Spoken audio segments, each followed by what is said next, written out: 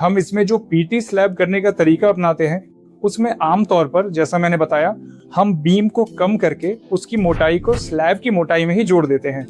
इस स्लैब की मोटाई आमतौर पर एक पीटी स्लैब के लिए हम 20 सेंटीमीटर रखते हैं। 20 सेंटीमीटर मोटाई वाले इस पीटी स्लैब में हम जिस तरीके की बात कर रहे हैं उसमें सबसे पहले हम इसके अंदर केसिंग लगाते हैं। यानी टेंडन को गुजारने के लिए जो केसिंग चाहिए होती है वो हमें डिजाइन के अनुसार तय करनी होती है कि उसे कहाँ कहाँ लगाना है। यानी इस तरह के शेप्स बहुत महत्वपूर्ण होते हैं। ये करने के बाद यानी हम इसके अंदर नॉर्मल रीइंफोर्समेंट बांधते हैं। इस नॉर्मल रीइंफोर्समेंट को बांधने के बाद ही हम इस तरीके से केसिंग और टेंडन वगैरह डालकर बाकी काम करते हैं। उसके बाद उस समय हम उसे स्ट्रेच नहीं करते हैं या उस पर स्ट्रेस नहीं देते हैं। उसके बाद हम इसे कंक्रीट से बताए गए तरीके से पूरी तरह भर देते हैं।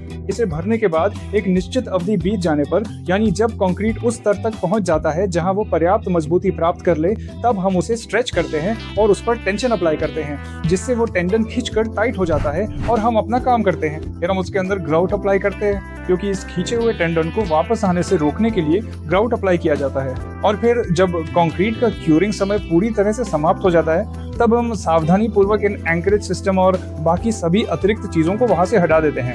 असल में यही इस पूरी प्रक्रिया को पूरा करने का सही और मानक तरीका है।